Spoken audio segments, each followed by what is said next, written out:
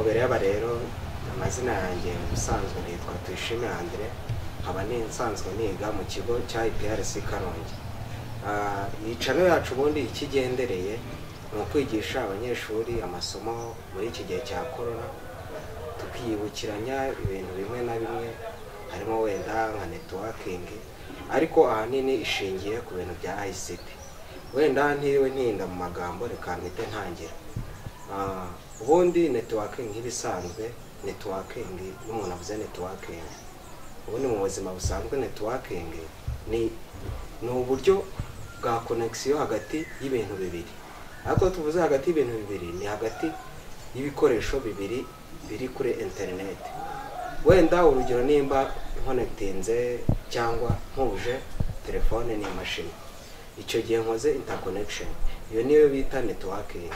Cyangwa nka gutya umuntu afite telefone ebyiri tugafungura zenda tukayihuza n'iyindi, iyo communication yo gusharinga ama file niyo bita networking. Kurumva biri gusharingana mu buryo wenda bwa wireless, nabwo tuzaburebaho tudakoresheje umugozi. Ayo ma device yombi akabasha gufata ibintu ukabyoherezanya hagati yombi. Wenda ndatinze, uyu munsi turi butangire ku bintu bya Osimodo ni networking. Osimodo wenda urayumva ariko ntago ubasha kubisobanukirwa neza. Tugiye kubisobanura mu buryo burambuye ku buryo umuntu wese uzajya kubaza Osimodo ni igiki, ese ikorute, bizajya bikorohera. Wenda ndatinze mu magambo, Osimodo ubundi ni uburyo bwashyizweho n'ikigo cyitwa International Standard Organization. Ni uburyo byashizeho kugira ngo amafayiro nimba wenda n'urugero tugiye kohereza nk'ikintu wenda kuri WhatsApp, ngiye kohereza nk'ikintu kuri WhatsApp, wenda handika message nkayohereza. Ubwo urumva iyo message kugira ngo izagende igere ku muntu ngiye kuyohereza, twebwe iyo uyohereje ubona igenda igahita ishyika ku muntu, ariko ntago ubuzi inzira byaciyemo kugira bimugereho. Ibyo tugiye kureba rero. Muri makeya ubundi iyo twohereye message tukayandika twebwe kuri telefone, iyo ngiyo ubwa mbere tuba dukoresheje uburyo bumwe mu matype tugiye kureba ya Osimodo. Ubundi tugira Osimodo zirindwi.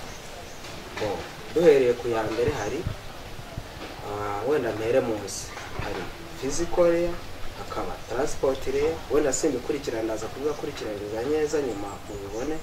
Hari physical layer, hakaba transport layer, hakaba network layer, hakaza session layer, hakaza presentation layer, hakaza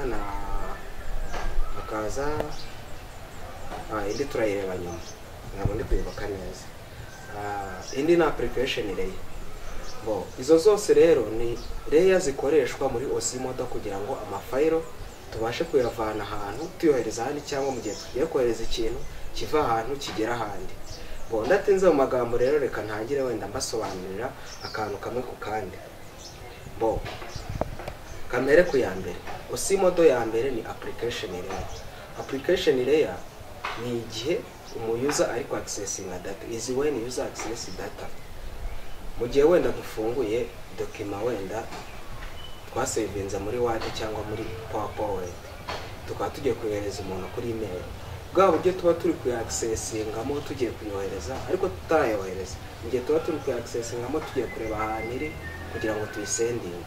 Ubwo nibwo buryo bita application layer. Noneho tugiye ku ya kabiri bita presentation layer.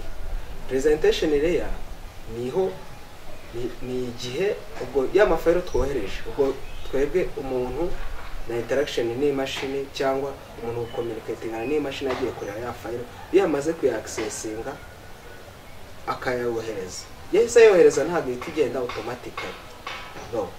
Hari akantu cyangwa hari ikintu cyo kiri mu mashini cyangwa cyo kiri muri iyo transmission y'ibyo bintu gihita gicekinga, kigacekinga ahantu wohereje ko ariho naho ivuye nimba koko ariho.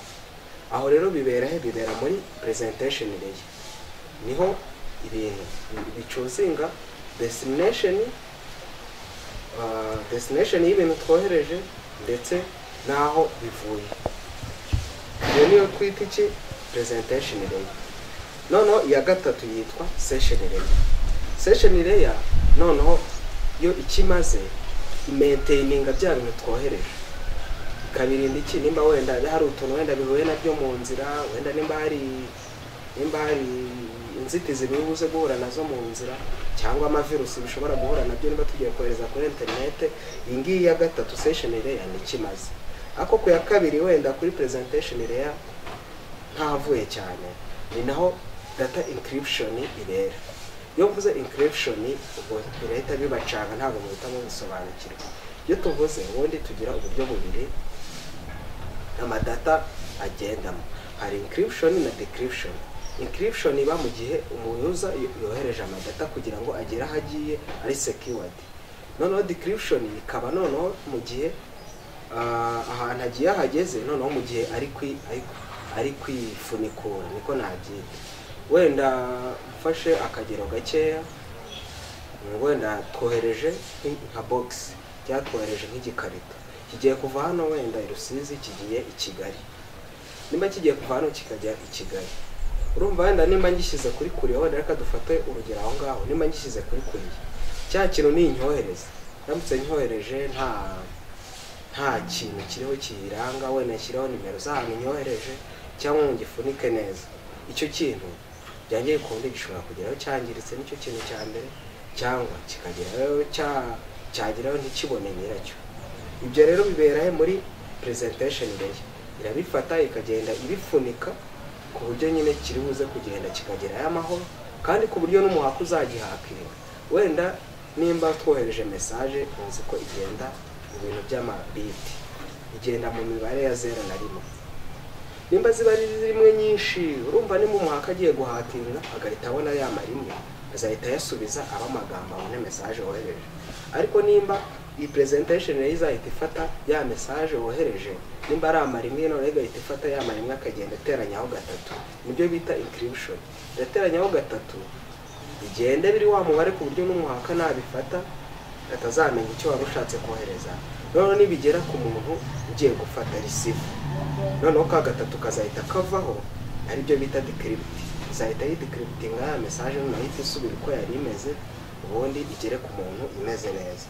Ibyo nibyo byo muri presentation layer. Session layer twayivuze niyo ishinzwe kumaintaininga ya madata twohereje. Noneho twagiye ku ya kane yitwa transport layer. Transport layer noneho ikimaze ni ukohereza. Ubundi iyo tuvuze transport ubundi ni ukohereza. Ni ukohereza noneho bya bintu. Ibyohereza gute? Ibiyohereza noneho ikoresheje TCP na UDP. Wenda nabyo nzabicamo magambo make nuko tukiri gutangira tubira gake gake. TCP na UDP tuzabireba. Transmission Control Protocol, TCP ni kisobanura, UDP ni Informal Data Link Protocol. Ubwo nabyo tuzagenda tubirebaho gake gake. Noneho rero ya gatandatu iri ya transport yari hariyo nari ntabitse. Ya kane niyo ya transport. Ya gatanu ni network layer. Network layer rero for iki to define ikora physical powerful data ahizaje. Nimba transport yazohereje ntabwo zita zigenda automatically. I network layer ikizahita ikora izahita ifata noneho icuzinga inzira nyayo bitewe n'aho igiye. Kuko nimba twohereje email, nimba twohereje amadata kuri email, ntabwo azahita agera kuri wa muntu, bizasaba ko niyo mpamvu bisaba ko handi iyo tugiye gusendinga duhitamo wa muntu, noneho twayisendinga igahita imenya aho igiye. Ikintu kibishinzwe ni iki? Ni network layer. Network layer ni ikimaze ifata bya bintu ikabyohereza nyine aho bikwiye kujya. Noneho ya gatandatu ni data link layer. Iyi data link layer rero ikimaze yo ireba format bya bintu birimo kugira ngo bigereyo. Kuko urumva wenda format kugira ngo isobanukirwe neza, nimba wenda ngiye kohereza nk'ifoto wenda tuzi kigira format ya JPG. Nimba ngiye kohereza wenda nk'ifoto nkayohereza wenda nk'umuntu wenda kuri email cyangwa kuri Facebook, nimba ngiye kuyohereza ntabwo izahita igenda automatically. Hari ikintu kigomba gucekinga format yacyo ku buryo yisanze, no kuno wenda muzamubona kuri email wakohereza ikintu bakakubwira ngo kiri muri format itariyo. Iyi rero niyo ibicekinga ikareba nimba cya kintu kiri muri format ya nyayo ikajya yacyohereza. Leta tujya kuyanyuma rero yitwa physical layer. Physical layer rero ikimaze ifata noneho bya bintu byose byama message urabona biriya byose byagiye biba guhera hejuru kuri application layer. Iyi physical ikiti ikora ubwo irabifata noneho ibihindura amabiti nkuko twayirebye hejuru biriya byose byabaye ikabifata bya encrypt none rero ibifata ibishyiremo mu rurimi rw'imashini kuko imashini ntabwo yumva amagambo twandika ibintu byose dukoze bigenda mu buryo bw'amabiti cyangwa binary cyangwa mu buryo bw'imibare ya 0 na 1. Ubwo rero tumaze biriya byose bimaze kuba packet yacu kugira itigenda cyangwa akantu kacu tugiye kohereza kugira gahite kagenda ubwo iyi ihita ibifata iyi physical ihita ibifata ikabigira amabiti igahita ibyohereza kuko byose ziriya zose twaciyemo hejuru ziba zabirangije kubikora data zihita zigenda noneho zigeze ku muntu rero ugiye kuzakira noneho ntabwo bihita bikora iki nabwo ntabwo izi step zose twavuze hano haruguru ntabwo noneho zihera hejuru zihera munsi zigenda zifunikura gake zigerayo wenda urugero nimba zahereye hejuru twahereye kuri application ya dusoreje kuri physical layer noneho zahera kuri physical layer izamuka kugera kuri application layer. Ndakeka zose mwazumvishe wenda reka nzisubiremo kugira muzumve neza. Ya mbere na application reka wenda nzibasubiremo muri make zose kugira mbashe kuzumva wenda hari uwaba wenda yacitswe n'akavideo kabanje. Ubundi twabonye ko ari 7 muri make wenda nzisubiremo kuko tumaze gutanga ubusobanuro burambuye.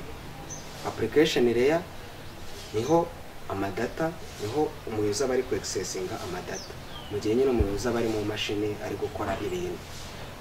Presentation layer niho amadata aba encrypted nabyo twabirebye haruguru naho yenshuringa amadata ko ari secured bacheckinga nimba mu nzira nta n'ibintu wenda biri buze gutuma za data zitagera neza.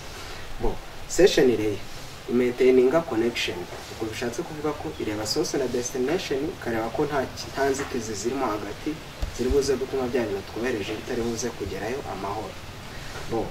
Transport layer twabonye ko transmitting amadata cyangwa ikajyana amadata mu bikoresheje amaprotocol ariyo UDP na TCP nabyo twabirebye ruguru twavuze ko tuzanabera mu kavideo gataha.